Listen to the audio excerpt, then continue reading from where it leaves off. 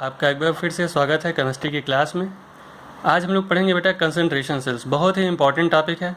12th में थोड़ा कम पढ़ा जाता है, बीएससी में इसको पढ़िए, 12th में भी थोड़ा थोड़ा कहीं कहीं डिस्कशन है। तो सबसे पहले तो हम आइए कंसंट्रेशन सेल की डिफिनीशन देख लेते हैं। तो देखो, इसके लिए डिफरेंस जानना बहुत ज़रूरी है। कंसंट्रेशन सेल मतलब due to difference in concentration, due to difference in concentration, ठीक है, याद रखेंगे। तो जो ईएमएफ बेटा डेवलप होगा वो डिफरेंस इन कंसंट्रेशन की वजह से होगा। अब कंसंट्रेशन में डिफरेंस दो जगह पे हो सकता है, या तो इलेक्ट्रोड का कंसंट्रेशन डिफरेंट हो, ध्यान देंगे, या तो इलेक्ट्रोड का कंसंट्रेशन डिफरेंट हो या तो इलेक्ट्रोलाइट का कंसंट्रेशन डिफरेंट हो ना। तो चलो अब डिफिनेशन पढ़ लेते हैं। In galvanic cell the electrical energy arises from the chemical reactions taking place in the cell. Chemical reaction होता है डैनियल सेल में, आपको पता है, जिंक कॉपर के बीच। हाँ, in concentration cells EMF arises due to transfer of matter from one half cell to another because of difference in the concentration of electrode or electrolyte। अब EMF क्यों develop हो रहा है? Transfer of matter from one half cell to another half cell. क्यों? Same matter रहेगा बेटा, same matter रहेगा, transfer होगा because of difference in concentration of electrode electrolyte. अब इलेक्ट्रोलाइट का कंसंट्रेशन डिफरेंट होगा लेकिन इलेक्ट्रोलाइट सेम होगा। आइए उसको थोड़ा डिटेल में पढ़ते हैं। दो टाइप का होगा बेटा, पहला तो इलेक्ट्रोड कंसंट्रेशन सेल और दूसरा क्या, इलेक्ट्रोलाइट कंसंट्रेशन सेल। अब आइए देखो इलेक्ट्रोड कंसंट्रेशन सेल जरा ध्यान से देखते हैं। अब यहाँ बेटा हमने हाइड्रोजन इलेक्ट्रोड को पिक्चर में लिया है। पहले तो देख लो इसकी definition. Two like electrode are dipped into the same electrolyte of equal concentration. यहाँ पे देखो इलेक्ट्रोड के कंसंट्रेशन डिफरेंट है ना, of same electrolyte, electrolyte same ही है और उनका कंसंट्रेशन भी सेम ही है। तो यहाँ पे बेटा जानते हैं हाइड्रोजन इलेक्ट्रोड में क्या है, HCl इलेक्ट्रोलाइट होता है। यहाँ भी HCl है, दूसरे वाले बीकर में भी। दोनों का कंसंट्रेशन बेटा हमने C मोलर पर लीटर ले लिया है, तो C मैंने लिख दिया है। अब इसी में से क्या करेगा, एक एनोड का काम करेगा बेटा, एक कैथोड का काम करेगा, ध्यान देना। अब यहाँ पे डिफरेंस क्या है, the difference is in the concentration of electrode. Electrode is what, hydrogen electrode. तो difference in concentration of hydrogen, ये तो गैस है, तो कंसंट्रेशन में डिफरेंस कैसे होगा, प्रेशर हम क्या करेंगे, अलग अलग कर देंगे। मार्किंग की बात, प्रेशर क्या करेंगे, अलग अलग कर देंगे। तो हाइड्रोजन बेटा यहाँ पे P1 प्रेशर पे हो गया और हाइड्रोजन यहाँ पे P2 प्रेशर पे हो गया। ध्यान दे, मैं आपको बताया हूँ, ये इनलेट है बेटा और एक आउटलेट है प्रेशर को एडजस्ट करने के लिए। और यहाँ पे प्लेटिनम फॉयल लगा हुआ है, जैसे लगा रहता है। ये दोनों तरफ आपका क्या बना है, हाइड्रोजन इलेक्ट्रोड बना हुआ है। HCl का कंसनट्रेशन सेम है दोनों में, लेकिन हाइड्रोजन का जो प्रेशर है वो अलग अलग है, ध्यान देंगे। रिएक्शंस देखते हैं, अभी समझ में आ जाएगा।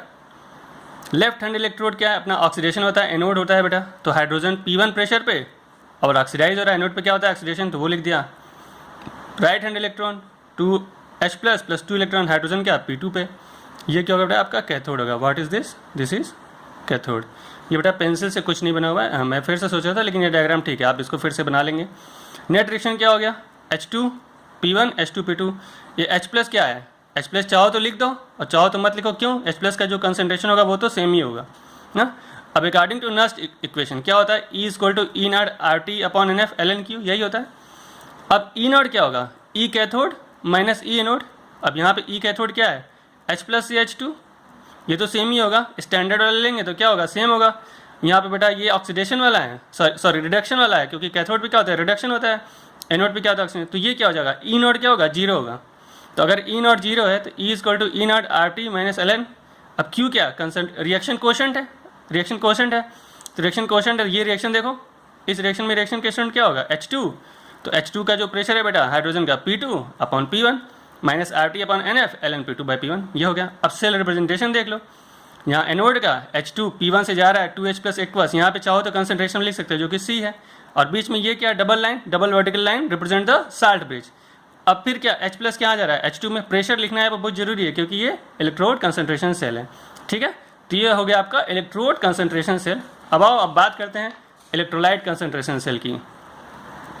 अब यहाँ पे क्या देखो, डिफिनीशन पहले देख लो। The two electrode of same metal are dipped in the solution of same electrolyte at different concentration. अब इलेक्ट्रोड हमने यहाँ पे क्या ले लिया, सेम लिया बेटा। ये जिंक रॉड है, क्या है, जिंक रॉड ना।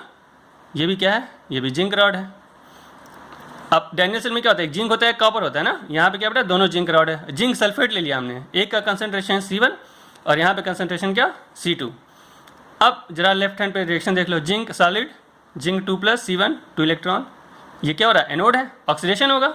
राइट हैंड इलेक्ट्रोड कैथोड है, कैथोड होगा। अब नेट रिएक्शन देखो, जिंक सॉलिड जिंक सल्फेट, यहाँ पे जिंक सॉलिड लिखो या मत लिखो तो कट जाएगा।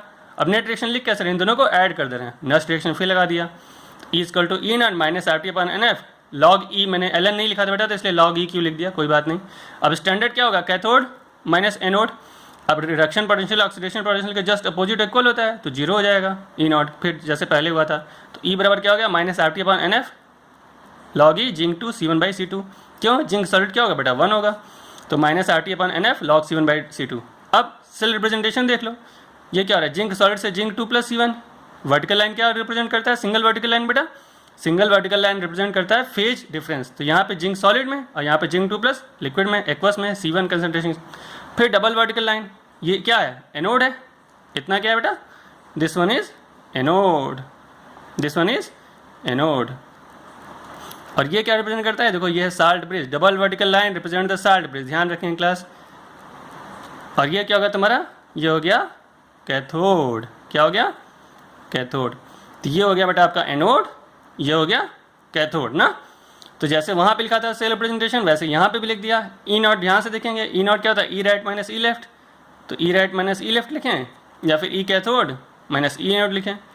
अब भाई देखो क्या है कि जिंक 2 से जिंक में जा रहा है तो कैथोड एनोड का पोटेंशियल क्या होगा, इक्वल अपोजिट होता है तो क्या हो जाएगा, जीरो हो जाएगा ना। चलो थैंक यू, आपको PDF में भेज दूंगा। थैंक यू क्लास, मिलते हैं नेक्स्ट क्लास में।